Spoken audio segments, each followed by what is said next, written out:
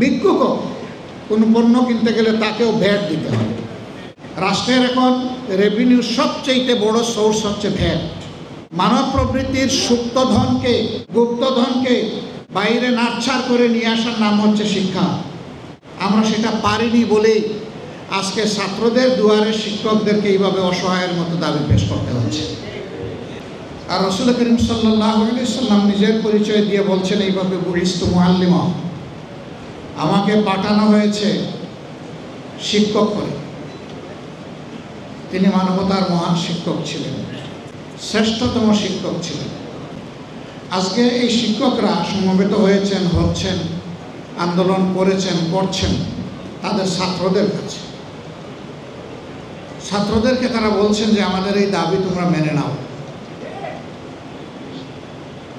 এখন যারা রাষ্ট্রের বিভিন্ন পর্যায়ে গুরুদায়িত্ব পালন করছেন তারা কোনো না কোনো সময়ে শিক্ষা প্রতিষ্ঠানে শিক্ষকদেরই ছাত্র ছিলেন।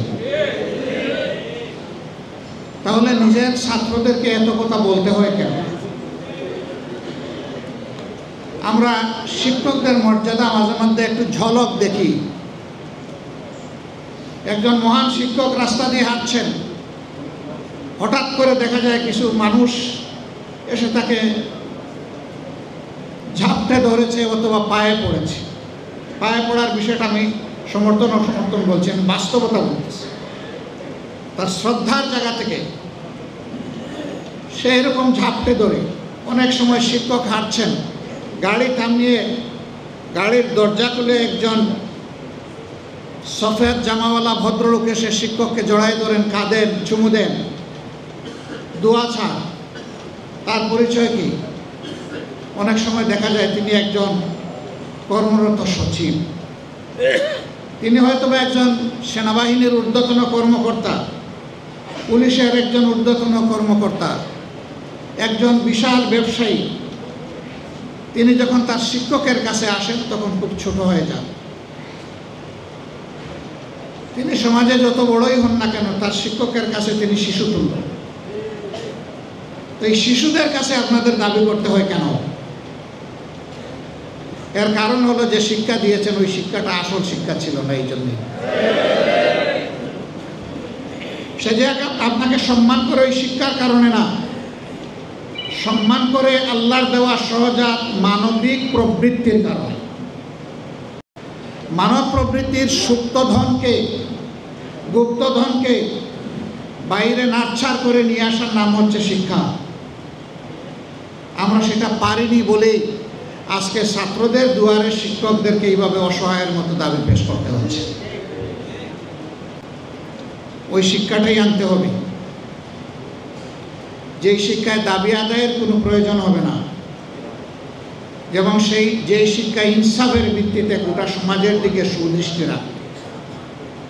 শিক্ষায় শিক্ষিতরা এটা মনে করবে না যে আমার মেধা আর আমার বাপের সম্পদ দিয়ে আমি আজকে মানুষ হয়েছি, এই পর্যায়ে এসেছি। বরঞ্চ সে আল্লাহকে ভয় করবে। এই মেধাটা আল্লাহ আমাকে না দিয়ে একজন সাধারণ শ্রমিককে দিতে পারতেন, সাধারণ মানুষকে দিতে পারতেন। আর আমি শুধু আমার বাপের টাকায় এই লেখাপড়া করি নাই।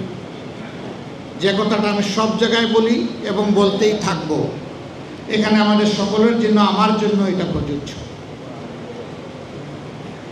ইবতেদায়ী অথবা প্রাইমারি স্কুল থেকে শুরু করে বিশ্ববিদ্যালয় পর্যন্ত যতটুকু লেখাপড়া আমরা করেছি, সেই শিক্ষা প্রতিষ্ঠানগুলোতে যতগুলা ইট, বালু, পাথর, সিমেন্ট, নুড়ি, রড লেগে আছে, মিস্ত্রির হাত লেগে আছে, ওই সব জায়গায় আপামর জনগণের আর্থিক অংশগ্রহণ আছে, একজন ভিক্ষুকেরও আছে। ভিক্ষুকও কোনো পণ্য কিনতে গেলে তাকেও ভ্যাট দিতে হবে। রাষ্ট্রের এখন রেভিনিউর সবচেয়ে বড় সোর্স হচ্ছে ভ্যাট।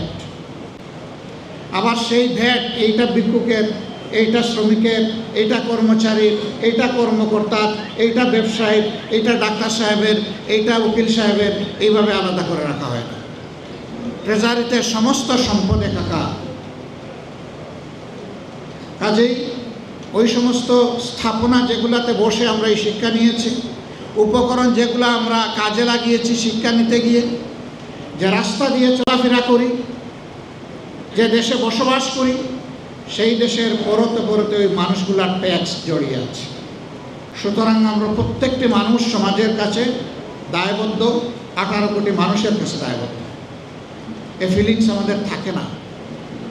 এখানে সম্মানিত শিক্ষক মণ্ডলী আছেন, দুটি দাবি এখানে প্রকট। দুইটা হলে বাকি সব এই দুইটার ভিতরে ঢুকে যাবে। দুইটাই ন্যায্য।